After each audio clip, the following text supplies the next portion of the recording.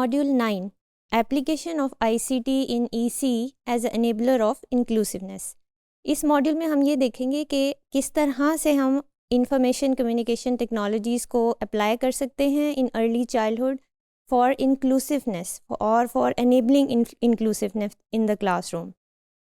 Y do we need inclusion in education? हमें क्यों चाहिए इंक्लूजन? इसलिए चाहिए because inclusion advocates for equal rights of every type of children with difficulties or regardless of their difficulties. We want different abilities children to have equal opportunity in the same classroom. That is why we talk about inclusiveness.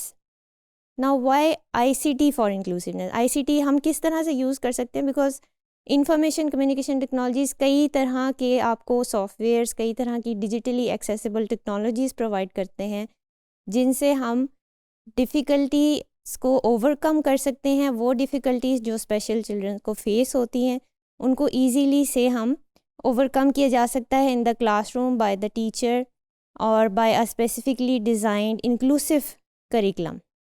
Therefore we need ICT for an inclusive classroom or for the implementation of inclusive element in the classroom. Now, according to UNICEF, what is inclusion in early childhood?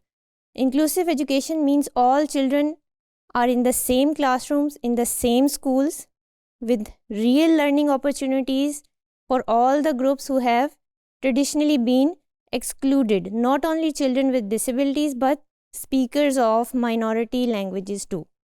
This is according to UNICEF. और वो ये कहते हैं कि तमाम बच्चों को तमाम क्लासरूम्स के अंदर, सेम स्कूल्स के अंदर पढ़ाया जाए। We don't need to establish special institutions to exclude that population. We need to include them in the same system. And why this is, क्यों ऐसा कहा जाता है? Because inclusive education allow students of all backgrounds to learn and grow side by side for the development of all. जब इतने diverse किस्म का जो कंपोजिंग आपका क्लासरूम का होता है उसके अंदर डिफरेंट एबिलिटीज़ के बच्चे भी कंट्रीब्यूट कर रहे होते हैं towards the learning of all the children. So that diversity, that different abilities are contributing to the overall learning environment of the classroom. So we are promoting inclusiveness by the use of ICT. How can we do that? Let's see. अब यहाँ पर 2006 में हम देखते हैं कि UNESCO ने एक convention for the rights of person with disabilities, जिसको हम CRPD भी कहते हैं, और CRPD से अक्सर इसको रेफ़र करेंगे। This is the original document that was presented in the convention in 2006। After that there was a version by UNICEF, और आई वुड रिकमेंड कि अगर आपको डीप स्टडी करनी है तो आप इस वर्जन को पढ़ सकते हैं। That is more easy to understand and this has 50 articles in it. इसमें 50 different किस्म के articles हैं related to the person with disabilities. अब यहाँ पर बताती चलूँ कि person with disabilities को PWDs भी कहा जाता है। So if I refer to PWDs or CRPD, it means I am talking about these rights or these articles. अब यहाँ पर article number 24 is relevant to education. और आर्टिकल 24 क्या कहता है? आर्टिकल 24 ये कहता है कि education should be without discrimination, children should not be excluded from the general education mainstream, फिर सबको एक्सेस होना चाहिए to a quality learning environment, and they should have the opportunity to learn life skills, they have the opportunity to learn in the social development. इन सारी चीज़ों का उनको right है in the general mainstream of education. That is what the article 24 education states according to UNICEF. Pakistan में according to the human rights watch, the number of people living with disabilities vary from 3.3 million to 27 million. और यहाँ पर थोड़ा population की segregation भी है कि आप देख सकते हैं 70% of women with disabilities belong to the rural areas. और ये these are all statistics by the United Nation, और उनकी एक रिपोर्ट है 2023 की जिसमें ये सारे स्टेटिस्टिक्स दिए हुए हैं। You can go and study that report if you are in interest of this topic. Pakistan ने इस कन्वेंशन को, जो हमने पहले बात की CRPD के, इसको कब रेटिफाई किया? Ratify means to legally accept और सैंक्शन, उसको एक्सेप्ट किया इन 2011। फिर उसके बाद क्या हुआ कि ह्यूमन राइट्स, पाकिस्तान का जो ह्यूमन राइट्स मिनिस्ट्री है उसने 2018 में ICT rights of persons with disability bill ये पेश किया गया। और यहाँ इसको मैं थोड़ा आईसीटी राइट्स वाले बिल को बाद में एक्सप्लेन करूँगी। पहले हम ये देखते हैं कि overall through out the world यहाँ पर जो सीआरपीडी का स्टेटस है वो क्या है। Now this is what you are seeing is a geospatial mapping of that implementation of CRPD। Geospatial mapping यानी कि जब आप किसी भी फैक्टर को जियोग्राफिकली देखना चाहते हैं कि वो कहाँ पर इम्प्लीमेंटेड है, कहाँ पर उसका स्टेटस क्या है। The grey areas means the convention is not signed, the yellow areas means that it is signed, the light blue ones means there is signed and it does have a protocol। आप देख सकते हैं कि red areas भी हैं। Red areas means कि यहाँ पर इन एरियाज़ में इस कन्वेंशन को रेटिफाई भी किया गया है और इसके प्रोटोकॉल्स भी इस्टेब्लिश किए गए हैं। सो राइट नाउ पाकिस्तान का स्टेटस क्या है? Pakistan is in the blue area. Blue area means के यहाँ पर हमने इसको सिर्फ रेटिफाई किया हुआ है, एक्सेप्ट किया हुआ है, लीगली हमने इसके लिए परमिशन दी हुई है that we accept that convention, but we do not have properly established protocols for that. So we need those for the future. So this is the current situation. Now Pakistan standing क्या है PWDs की हम ये देख रहे हैं।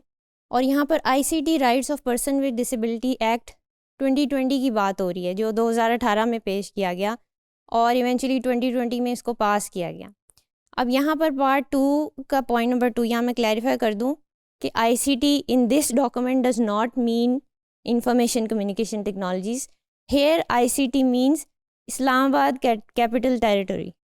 So please इसके ऊपर मिस्टेक ना कीजिएगा। So this is not related to ICT as in the जो हमारा कोर्स है that is relevant to Islamabad.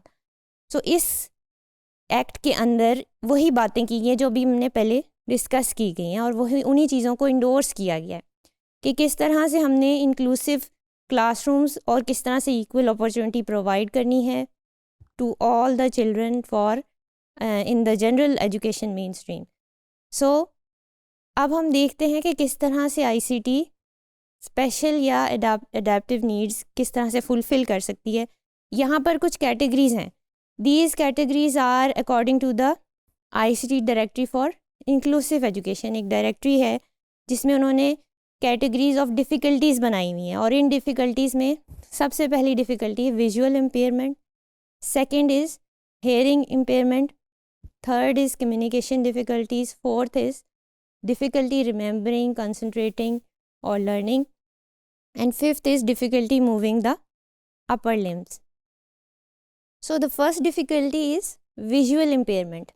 Visual impairment यानी कि आप पार्शली या completely the child is not able to see, तो उसके विजन में प्रॉब्लम्स हैं। अब ये वो एरियाज़ हैं जिनमें कि एक विजुअल इम्पेयरमेंट वाले डिफ़िकल्टी के चाइल्ड को प्रॉब्लम्स हो सकती हैं और कौन से एरियाज़ ऐसे हैं जिनमें हो सकती है और कौन से नहीं हैं। आप देख सकते हैं कि रिटन मटेरियल को एक्सेस नहीं कर सकता, फिर इसी तरह ओरल मटेरियल को एक्सेस कर सकता है, रिटन एक्सप्रेशन कर सकता है, ओरल भी रिटन एक्सप्रेशन नहीं कर सकता। फिर इसके बाद ओरल एक्सप्रेशन में उसको इतनी ज़्यादा प्रॉब्लम नहीं होती। The child can not take notes और मेमोराइज द लेसन्स। ये सारे एरियाज़ जिनमें मैंने क्रॉस का साइन लगाया हुआ है, इट मीन्स के that are the areas in which ICT comes in and it can facilitate the student to overcome these difficulties। अब कैसे वो डिफ़िकल्टीज़ ओवरकम की जा सकती हैं? जैसे डिजिटल रिकॉर्डर है, फ़ोन रिकॉर्डर है, आपका स्टैंडर्ड प्रोजेक्टर है, ब्रेल कीबोर्ड है। Braille keyboard this is for visually impaired children, जिसमें जो कीज़ के ऊपर जो लेटर्स हैं they are a bit embossed, जिनको आप हैंड्स और फिंगर्स के साथ फील कर सकते हैं अल्फ़ाबेट्स को। इसी तरह ब्रेल बुक्स होती हैं, ब्रेल एक्टिविटीज़, डिफरेंट किस्म की वर्कशीट्स डिज़ाइन की जाती हैं फॉर द विजुअली इम्पेयर्ड, तो ये बहुत अच्छा है इसके लिए। इंटरैक्टिव डिस्प्लेज जिसमें साउंड्स का इस्तेमाल होता है वो हो सकते हैं। फिर screen reading software with speech synthesis, text to speech and speech to text.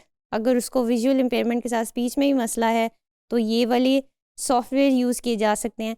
So there are lot of softwares, इन हर एक के ऊपर एक एक मतलब आप अगर कहें कि सेशन किया जा सकता है, but it will take a very detailed analysis of the whole situation. अगर आप एक एक स्पेशली डिज़ाइन और आपकी कस्टमाइज्ड नीड्स हैं हर स्टूडेंट की, उसके लिहाज से टीचर उसको एडजस्ट करना चाहे, उसको देखना चाहे, उसको वो ईज़िली यूज़ कर सकता है। But it needs to be planned, pre-planned in the curriculum, in the instruction, in the lesson that you are trying to deliver.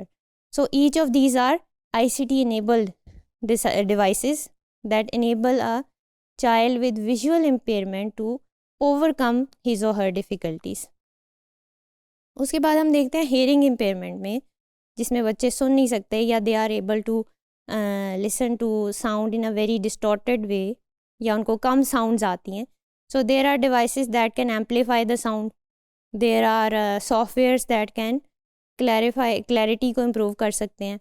ये वो areas हैं जिनमें hearing impairment वाले जो बच्चे हैं उनको difficulties हो सकती हैं, जैसे they are not able to access oral materials, जो टीचर बोल रहा है वो उसको सुन नहीं पा रहे, तो लिहाजा ऐसे सॉफ्टवेयर्स हैं जिन पे हम देखते हैं आगे कि ऐसे सॉफ्टवेयर्स हैं, for example live transcribe.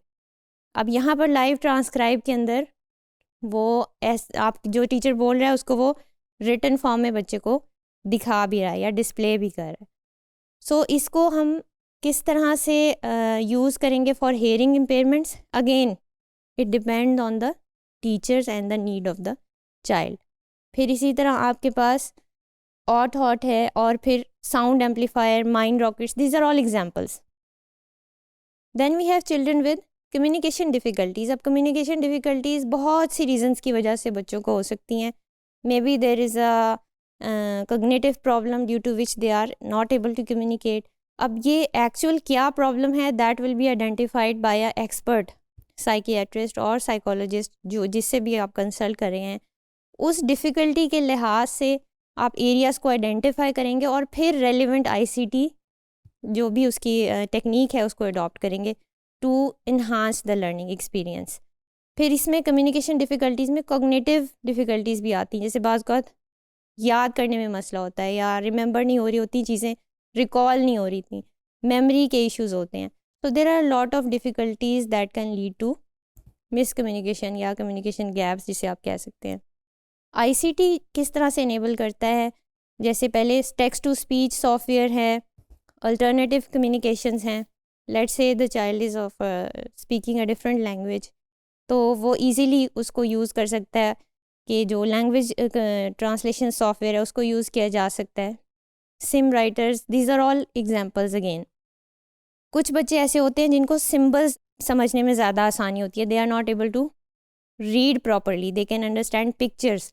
So pictures, pictorial software ऐसे होते हैं जिनसे पूरा का पूरा लेसन पिक्चर्स की फॉर्म में उनको बताया जाता है या पिक्चर्स की फॉर्म में उनको सिखाया जाता है. Then difficulty concentrating learning. अब learning, remembering, concentrating, this is all related. इसमें मैंने आपने देखा होगा कि लिखा है कि किसी भी एक एरिया में हो सकती है.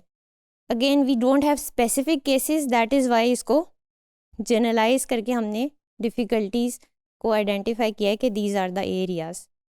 और इसमें भी अगेन वही चीज़ें हैं, जैसे ओपन डिस्लेक्सिक फ़ॉन्ट है, सिवी की है, अडेप्टेड कीबोर्ड है. अडेप्टेड कीबोर्ड थोड़ा जैसे साइज़ में बड़ा होगा या कोई उसके कीज़ मॉडिफाइड होंगे या उसके फंक्शंस थोड़े से मॉडिफाइड होंगे according to the need. Last we have difficulty moving the upper limbs. बाज़ुकात आपके जो बच्चों के फिंगर्स हैं वो शेकी होते हैं, या देर इज़ प्रॉब्लम या weakness in the upper area of the body, जहाँ से उन्होंने राइटिंग करनी है, या any kind of difficulty in the upper area of the body. इसमें आप देख सकते हैं कि दीज आर द एरियाज़ जहाँ पर प्रॉब्लम्स हो सकती हैं. फिर इनके लिए लेट्स से कि मैं एक एग्जांपल आपको दूं कि एक ट्रैक बॉल माउस होता है. जिस तरह एक आम माउस होता है वो छोटा होता है साइज़ में, track ball mouse is a bigger mouse that is adjusted to the hands and the shakiness of the child, और उसको फिर वो ईज़िली अडेप्ट कर लेता है और वो उसको यूज़ कर सकता है. So these are ICT devices especially made for enabling inclusiveness. So we can use those in our classrooms and give a good experience to children. अब यहाँ पर हम देखते हैं, this is the overall conclusion of the module. अब हम यहाँ देख रहे हैं कि इंक्लूजन के 3 स्टेजेस हैं. एक तो वो स्टेज है जहाँ पर हम इंक्लूजन को रिकग्नाइज ही नहीं करते, means we don't, it is nearly, it is, हम इसको कह सकते हैं कि ये एक्सक्लूजन है. फॉर एग्जांपल ये जो फर्स्ट वाला स्टेज है, इसमें आप देखते हैं कि यहाँ पर इंक्लूजन का बिल्कुल ख्याल नहीं रखा गया. They all have different heights but they are provided the same resource, the same box, लेकिन उस रिसोर्स से उनका कोई फ़ायदा नहीं हो रहा. तो दिस इज़ इंक्लूजन ब्लाइंड इसको बोलेंगे या एक्सक्लूजन हम कह सकते हैं. द सेकेंड स्टेज जो कि सेटिस्फैक्ट्री स्टेज है, दैट इज़ इंक्लूजन सेंसिटिव. अब इसके अंदर रिसोर्सेज प्रोवाइड कर दिए गए हैं to enable the child to watch the match और see the scenery on the other side. इसको हम कहेंगे कि ये रीज़नेबल अडेप्टेशन है. और अभी हम इसी स्टेज पर हैं इस वक्त. जो बिल्कुल डायमंड स्टैंडर्ड है इंक्लूजन का, दैट इज़ कि आप पूरे के पूरे इन्वायरमेंट को इस तरह से मॉडिफाई कर दें कि everyone feels included. That is the ideal inclusion जो कि क्लासरूम्स में होनी चाहिए, जो माशरे में हमें प्रोवाइड करनी चाहिए तमाम लोगों को. तो this is the standard that we are aiming for, और ये this is a long way to go right now. आखिर में these are some questions which you can go through and see कि एक टीचर किस तरह से ये देख सकता है कि वो अपने क्लास में इंक्लूसिवनेस को अडॉप्ट कर रहा है या नहीं. फॉर एग्ज़ाम्पल उसका लेसन लेआउट उसको सपोर्ट करता है, क्या वो तमाम स्टूडेंट्स को वॉच कर सकता है that they are working on the computers, he और she is able to observe their work और नॉट. क्या तमाम स्टूडेंट्स को कीबोर्ड का या जो भी टैबलेट आपने दिया उसका एक्सेस है, they can use it. These are some questions that you can put forward before delivering the lesson, and you can also add to these questions.